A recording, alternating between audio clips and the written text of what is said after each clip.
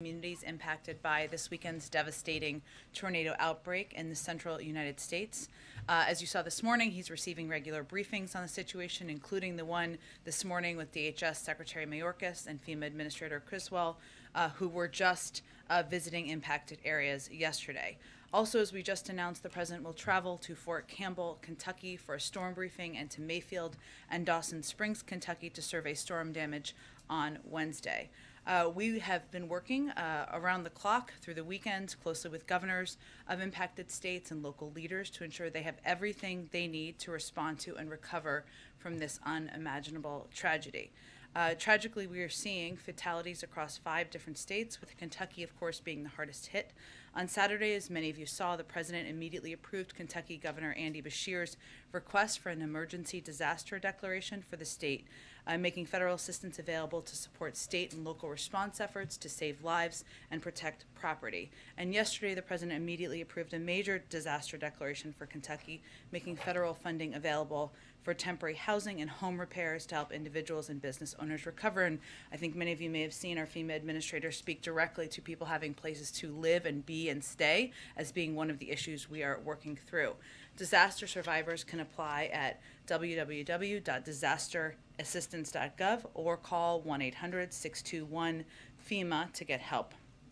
The President's action also makes federal funding available to the state and eligible local governments and nonprofit organizations for emergency work. Damage assessments are, of course, continuing through the impacted region, and the President stands ready to provide additional assistance as needed. He also directed FEMA to lean forward with a proactive response, and the agency has done just that, which means it requires governors requesting assistance in order to get it, but he wants our teams to be very engaged proactively about what the needs may be and make sure they have the information necessary to apply if warranted. Yesterday, as I noted, the Secretary of Homeland Security and the FEMA administration and FEMA administrator were in Kentucky just one day after the tornado subsided to meet with the governor and other state and local officials. FEMA has also rapidly deployed urban search and rescue teams, incident management assistant teams, and mobile communication operations vehicles to assist response and coordination efforts, and has sent dozens of generators, 30,000 meals, 90,000 bottles of water, 4,500 blankets, 2,100 cots, and other critical commodities to Kentucky to help families in need. And as you've heard the president say a number of times, he's committed to meeting whatever the needs are in these communities. Also wanted to note that today the president will sign an executive order that will help promote fiscal stewardship by improving the way our government delivers everyday services to the American people. It outlines more than 30 specific agency actions that will make it easier and simpler for people to access government services and benefits. Things like making Social Security benefits easier to access online so retirees don't have to go into offices if they don't want to, saving them time and big headaches at times. Using innovative technology to speed airport check-ins and reduce wait times, allowing Americans to renew their passports online instead of having to print forms and pay with a paper check or money order, and providing online tools that make it simpler to file your taxes. Also, you can update your address in there and not have to do it through repeated forms. I found that particularly exciting. The executive order also ensures agencies focus on the needs of the American people and spells out a process for agencies to continually improve their delivery of services. Last brief updates for all of you. The Vice President announced today the Biden-Harris administration's electric vehicle charging action plan that fast-tracks bipartisan infrastructure law investments during a visit to Brandywine Maintenance Facility in Brandywine, Maryland. The electric vehicle charging action plan moves forward the implementation of the bipartisan infrastructure law, establishing a joint electric vehicles office between the Department of Energy and Transportation, issuing guidance and standards for states, and ensuring consultations with diverse stakeholders, including manufacturers, governments, equity and environmental justice groups, civil rights groups, and tribal communities. Also today, as a part of her role in addressing the root causes of migration from Central America, the Vice President will announce during a roundtable with CEOs that new private sector investments in Central America now total over $1.2 billion.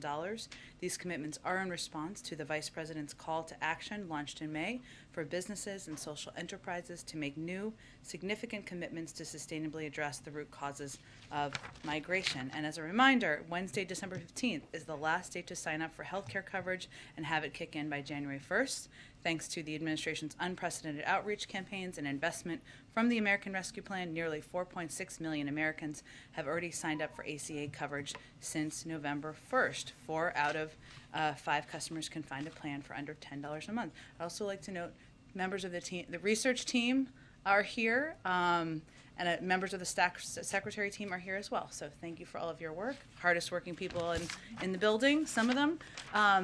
Why don't you kick us off? Well, I don't want to, not them, I mean some of the hardest working people in the building. As I was saying that, I was thinking there are other hard working people in the building. That was happening in my mind there. Thanks for joining with me, Ed. Okay, Josh. Thanks, Jen. Just one quick logistics question. Are we still doing the executive order gather in like 10 minutes? Or are we I believe it is back? 1:25, and so we have a little bit of time, but we will keep you updated as that happens, but I believe it's 30 minutes from now. Okay, great. 2 quick things. One, child tax credit payments go out this Wednesday. This could be the last time if the program is not renewed. What would you say to those families who are wondering if this is the last check as they wait to see if Buildback Better gets passed? Well, the president would say this is why we need to move forward as quickly as we can in getting the Buildback Better bill passed so that we can ensure that families across the country who have benefited from the child tax credit, who would benefit from having child care costs cut, who would benefit from having health care costs cut, will get the relief they need. And that's something that would take effect early next year in addition to the extension. Secondly, Afghan's foreign minister said the U.S. and other countries should release upward of $10 billion in funds that were frozen in the Taliban takeover. He told AP that sanctions against Afghanistan would not have any benefit. What circumstances are needed for the U.S. and its allies to release the money? Well, I think what he's referring to is the status of the reserves, and the reserves remain inaccessible to the Taliban, I think, as many of you know, but let me outline for you why that is. They're located in certain financial institutions in the United States and other countries, and these institutions have put in place a common risk mitigation strategy when countries that hold funds in those institutions face considerable uncertainty. There are a number of reasons why these reserves remain inaccessible. And I'll note first, though, Josh, that of course this is a very complicated issue and we're continually reviewing thoughtfully and in coordination with allies and partners. But these are some important reasons. First and foremost, the status of the funds is a subject of ongoing litigation brought by certain victims of 9/11 and other terrorist attacks who hold judgments against the Taliban. These legal proceedings cannot be disregarded and have led to the temporary suspension of any movement of the funds through at least the end of the year and quite possibly longer. Second, the United States continues to face difficult fundamental questions about how it might be able to make reserve funds available to directly benefit the people of Afghanistan while ensuring that the funds do not benefit the Taliban. And obviously our objective as one of the world's biggest providers of humanitarian assistance is to get that assistance directly to the people. It is difficult to determine how that would not go through, that would not benefit the Taliban as it relates to these funds. Third, the Taliban remains sanctioned by the United States as a specially designated global terrorist group, and a number of its officials are subject to the UNSCR's 1988 sanctions regime. This raises immediate red flags for many state central banks and the financial community more generally when considering any transactions. Again, we're continuing to review. It's a very complicated and challenging issue, but that's the status and the reason why we have not. There is not any update on that at this point in time. Go ahead, Trevor. Jen, I just wanted to talk a little bit about the Manchin meeting. Sure. What is the president's message to the senator? It's more than a month and a half since you guys announced a framework that you thought would be acceptable to him, but we have no indications from him directly that you guys are anywhere near that. So what's the message today? The president is going to speak, looks forward to speaking directly with Senator Manchin about and making the case for why the president feels this legislation should move forward. He feels that they have always operated, their conversations have always operated in good faith. And he expects this to follow that same approach. I would note that Senator Manchin has been in touch over the course of the last several weeks closely with senior members of the White House staff, and we expect this just to be a continuation of that conversation. And do you have a sense for where the sticking points are at this point? I'll let Senator Manchin speak for himself. And again, the president looks forward to communicating directly with him this afternoon. Okay, separate issue. I just wanted to ask you about the January 6th committee. Sure. They released a lot of data over the weekend, basically showing some information about Mark Meadows and the use of the National Guard after January 6th. Just any reaction to that at all, and potential politicization of the National Guard, or anything about the vote on holding him in contempt this week? Well, I would just reiterate that, as the president has said, January 6th was one of the darkest moments in our country's history. And there's no question that this investigation is vitally important to get to the bottom of what happened that day and prevent it from ever happening again. And as you know, as we've made decisions regarding requests for executive privilege, the president, our team have made them through the prism of the unique moment, the dark day in history that January 6th was. So we are very supportive in the work of the Select Committee and obviously the work of Congress to get to the bottom of what happened here. I would also just reiterate that the president has the utmost respect for the men and women who serve in our military and confidence in the armed forces leadership, and this investigation is, of course, critical to providing a full understanding of what happened to prevent it from happening again. In terms of the timing of the Buildback Better agenda, does the president think it's better now to take a pause here, and it really is just a week and a half or so before Christmas, and wait until next year to have a bigger discussion on this? Or what is his view of Senator Schumer's, still hope, which seems fleeting at this point, to get this done by Christmas? Well, Leader Schumer continues to press forward with getting this done, making progress in advance of Christmas, and we're fully supportive of that. But if it goes into the new year, does the president believe that would be better to preserve this agenda? I mean, Senator Manchin this morning is saying that he has serious reservations about this and believes it essentially needs to go back to the drawing board in some respects. Well, I'm of course not going to speak for Senator Manchin. I know you're not asking me to do that, but we're continuing to support Leader Schumer's effort to move this forward, and we are going to continue to play a constructive role in that. What else can the White House do to make the case that this will not impact inflation? That seems to be a big concern of Senator Manchin's and, of course, others. Well, what we've been trying to do, and I'm sure the president, if this is part of what Senator Manchin would like to discuss, will make this case directly as well. That is to highlight the fact that it's not just us, but it is a range of economists. It's 17 Nobel laureates who have conveyed this will help address inflation over the long term. And that when we talk about inflation, and this may be the way that the president and Senator Manchin can discuss this in a more accessible and human way, it's about how we lower costs for the American people and people who are looking at their budgets for next year, maybe the first quarter of next year or the first half of next year, and they're trying to figure out how to pay for childcare, and they're trying to figure out how to make sure they can put food on the table. And this Build Back Better plan will help lower costs for people across the country. That is fundamentally what it will do. So we will continue to make that case publicly and privately to Senator Manchin as well. One more on the Manchin conversation. You said the president's going to be making his argument directly as the argument he has been making over the last several weeks. It seems, based on what the senator said this morning, that he's pretty unmoved in his positions right now. So where do you see signs of potential movement here, or is the president bringing anything new to the negotiating table today? I wouldn't see this as a negotiating table as much as a conversation between two people who have been in public life for some time and have had good faith discussions directly, and this is just a continuation of that. Given that, and given on the issue of the child tax credit, it does seem likely that this 28th deadline may come and go. Is there anything that the White House can do to provide some relief for these families, or anything that can be done if, in fact, these payments are halted?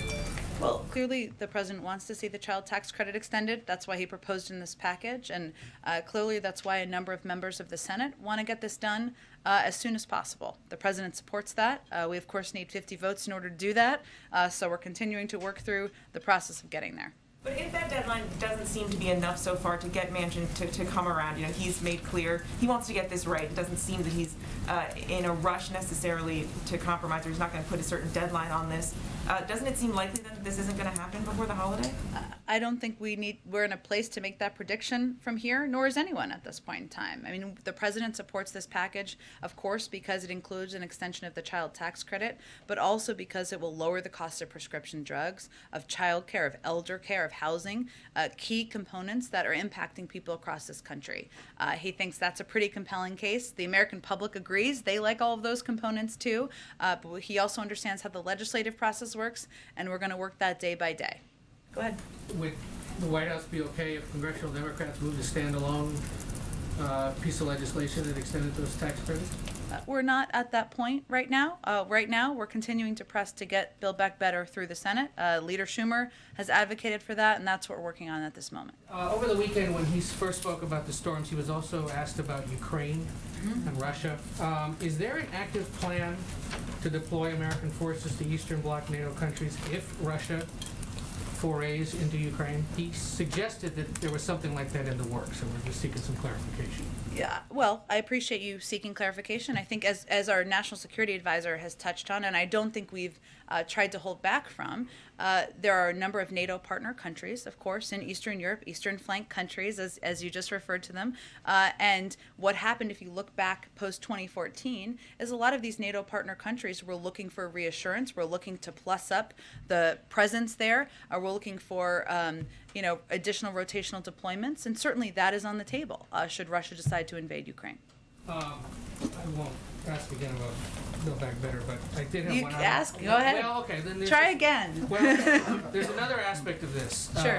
where whether or not Democrats can include a work permit program for undocumented immigrants in the plan. Still waiting on the parliamentarian to make a decision, but there are members of the Democratic Party saying ignore that and include some kind of pathway to citizenship in this legislation. Would the president support that? Well, I think what we're in the process we're in now, which you're very familiar with and others are, is we're waiting. The parliamentarian is doing her work in reviewing a number of the components that are currently in the package. We have to wait for that to complete itself. It's going to take a little bit more time, but that you can't put a bill on the floor before that process is complete. There was another round of stories over the weekend about the political fate of the president and the vice president and who might run in 2024. And it quotes a lot of other Democrats or people who work for them. Mm-hmm. What is the White House's message to those Democrats? The White House's message is we're focused right now on what the American people elected the president to do just over a year ago, which is to get COVID under control, to put people back to work, and to help give people some breathing room. And we hope other people keep their focus on that as well. Did they knock it off? Is that speculation helpful? The president has every intention of running for re-election, so that's the other message for them. Go ahead. Thank you, Jen. You're not going to believe this. I have another question about Buildback Better. I'm ready. So the president says that the Buildback Better is not going to add a penny to the deficit. The CBO has this new score where they assume that social programs are going to be made permanent, and in that case it would add almost $3 trillion. So does that mean that President Biden will commit that these programs are not going to be made permanent? Well, first of all, what you're talking about here is a fake CBO score that is not based on the actual bill that anybody is voting on. This was a request by Senator Graham to score a bill that is not currently being debated. That is his prerogative to do.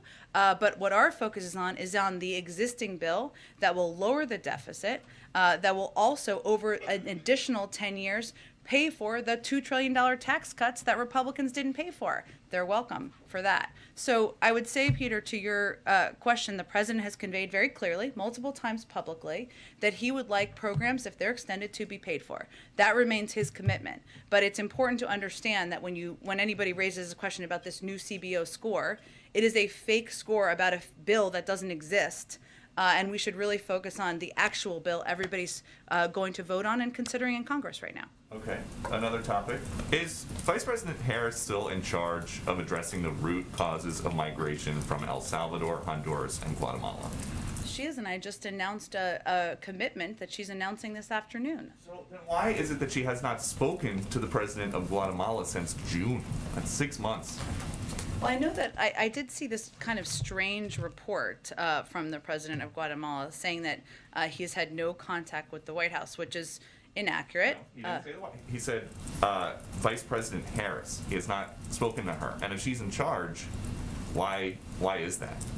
Well, we have had a range of conversations, Peter, I think as reflected in our readout we put out last week with our National Security Advisor, with the Vice President's National Security Advisor, with our NSC Senior Director, Juan Gonzalez. We put out an extensive readout of that just last week, and we'll continue that high level of engagement. Okay. Final topic. Do you think it's possible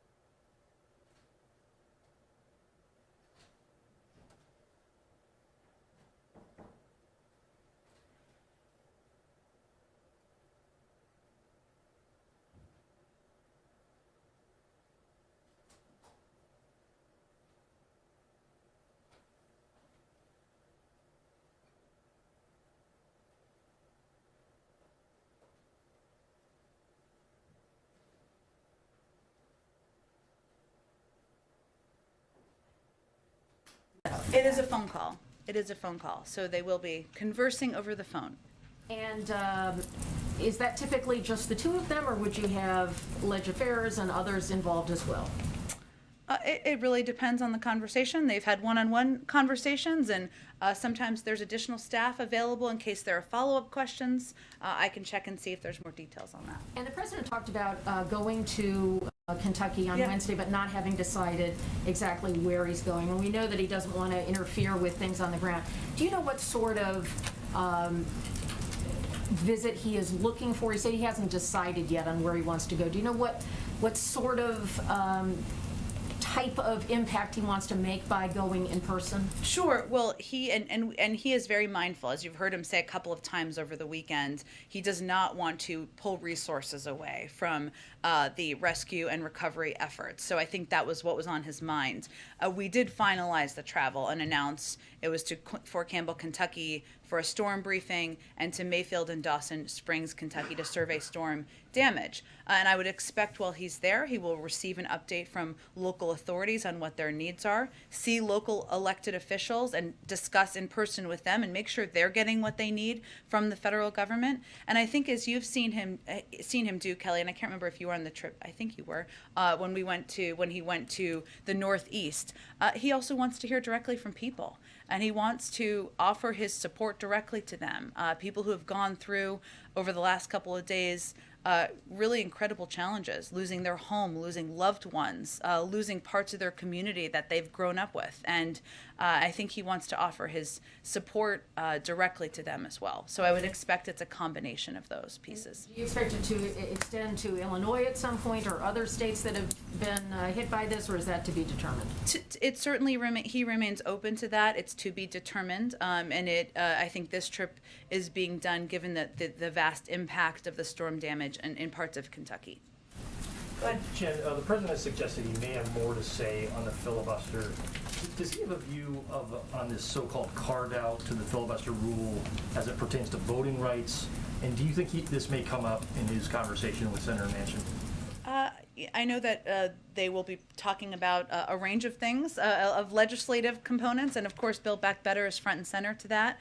And certainly, voting rights is a priority to the president, and I know it's something that Senator Manchin is committed to. I don't have anything to update you on in terms of the legislative process and the president's view on that at this point. I know this is Brian Deese's favorite subject, but do you expect any announcement this week on the Fed nominees? I don't have a day for you, but certainly that is something that we're looking to get done soon, and hopefully before the president and everyone leaves for time with their families over the holidays. Go ahead. Thank you. I wanted to know, I know you got asked about this earlier, but do you have any information on like next steps when it comes to Russia, diplomatic steps when it comes to Russia and NATO? Are there any plans for more talks, more meetings of that nature? Sure. Well, let me give you, because there's a lot of different moving parts at the same time right now. So this weekend, Secretary Blinken was at the G7 foreign ministers meeting in Liverpool to discuss our cooperation on a comprehensive response to Russia's military buildup. There was a joint statement released calling on Russia to de-escalate, pursue diplomatic channels, abide by its international commitments on transparency of military activities, as President Biden did in his call with President Putin. And the foreign ministers, as they were meeting, and in this statement also warned that any use of force to change borders is strictly prohibited under international law, and that Russia should expect that further military aggression against Ukraine would have massive consequences. So that was kind of reiterating what the president conveyed to President Putin and what he conveyed in his calls and engagements with the B9 leaders last week through our Secretary of State. Also from the State Department, Assistant Secretary for the Bureau of European and Eurasian Affairs, Dr. Karen Donfried, is in Kyiv today and will visit Moscow tomorrow to meet with senior government officials to discuss Russia's military buildup and to reinforce the United States' commitment to Ukraine's sovereignty. She will emphasize that we can make diplomatic progress on ending the conflict in the Donbass through implementation of the Minsk agreements in support of the Normandy format. Following that trip, she's going to travel to Brussels to consult with NATO allies and EU partners, which has been kind of how we have approached this to date. Additionally, our national security team is continuing to have extensive conversations with our European allies and partners throughout the day, and that will continue as well. So day by day, what we are working to do here is keep the lines of diplomatic engagement open, have those conversations with Europeans, but also directly with the Ukrainians and the Russians, and continue to look and pursue a diplomatic path forward. And just when it comes to booster shots, obviously cases are rising. There are big concerns about Omicron. There's a push in the UK to get all of their citizens, get them with the booster shots. It has been very slow in the US for eligible people to get booster shots. Is there any plan for a bigger push from the White House, from the federal government, to get people to get their booster shots? That is absolutely what we're focused on. And we've seen an uptick recently. It's not, as you said, nearly where it needs to be in terms of everybody eligible getting a booster shot. And we know that can be protective against Delta, which is still the predominant variant here, but also we're seeing increased protection against Omicron, even as we learn more. We have seen, if you look at seniors, we've seen that about 60% of eligible who are in nursing home facilities have received a booster. Actually, it's higher than that. 91% of nursing home facilities have completed their booster clinics. That's a good sign, right, for older, more vulnerable populations.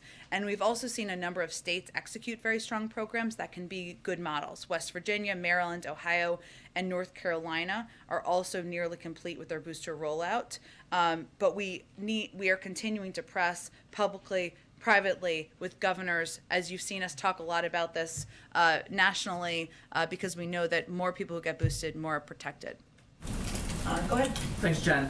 The president has had to address a series of natural disasters, other severe weather occurrences this year, from wildfires to hurricanes and now these tornadoes.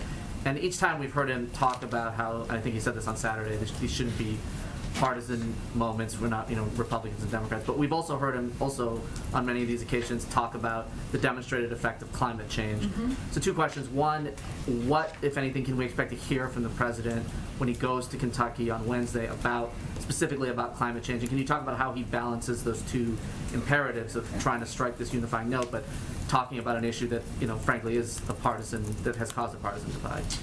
You're right. I'm not going to get ahead of what he's going to say in Kentucky. And as I noted in response to Kelly's question, I mean, that visit is really about him receiving an update of the work that's happening on the ground, hearing directly from leaders on what they need more from the federal government, if anything, and he's going to be very responsive to that, and really trying to be a source of comfort to people who have gone through a devastating couple of days in their communities.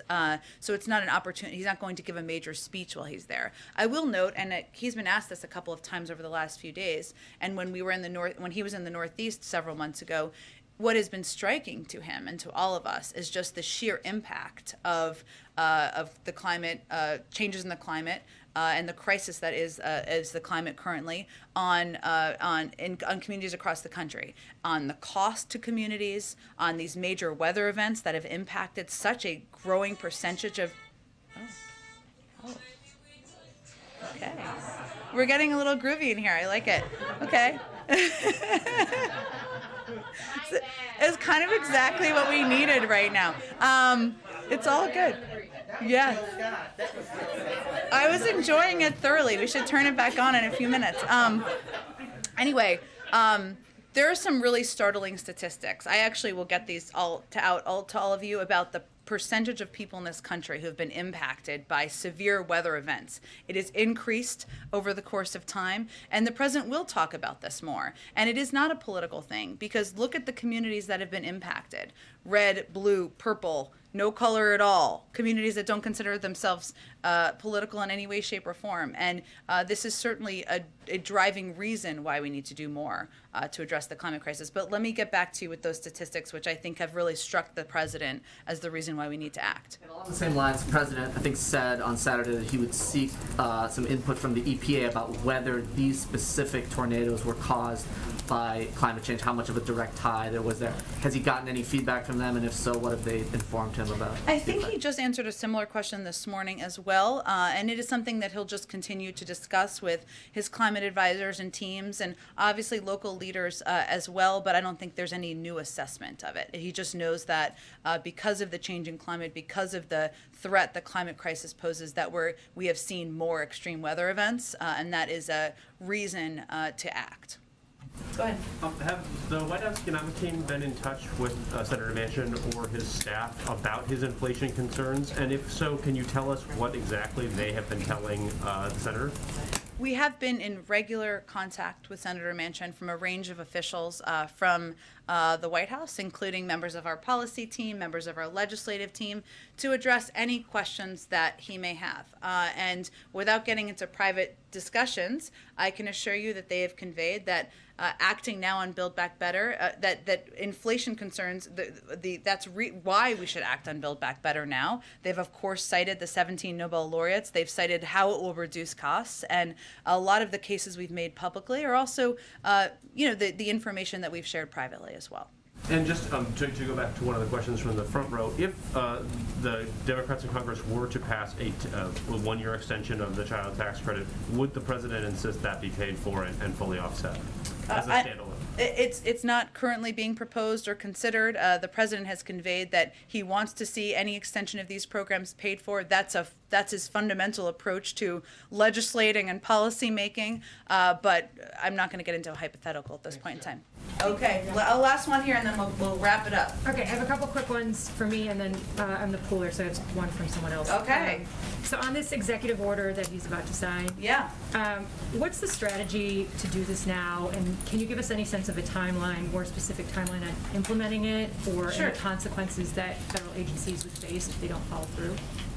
Well, it's going to take 6 to 12 months to implement it. It's a priority for agencies, so it will depend. It's going to be implementation component. There'll be a little different, right, depending, and agencies will have a more direct and specific assessment about how long it will take, but some of this is getting programs or online systems up and running so that they can be implemented. And I would say that the reason to do it now is the president's someone who has been in government as vice president for 8 years, obviously 36 years in the Senate, and he's a firm believer we can always make government work more effectively and efficiently. Technology is a way to do that in many ways, to make it easier, simpler, more accessible for people, whether they're seniors who are trying to get their Social Security benefits or people just applying to renew their passport. And I'll tell you, I was very happy to hear that. So that's good news. So that's something that he has long been a believer in. It's something it took a little bit of work internally to make sure we had the systems in place to get it going. And then one quick other one from a colleague. The Canadian government wrote to Senate leadership and committee chairs last week to threaten retaliatory tariffs and potentially retracting certain USMCA dairy concessions if the EV tax credit in BBB is passed. What's the White House reaction to this, and has there been any discussion about extending eligibility to Canadian assembled vehicles and batteries for the same credits? I know we talked about this a little bit when the Prime Minister Trudeau was here just a couple of weeks ago.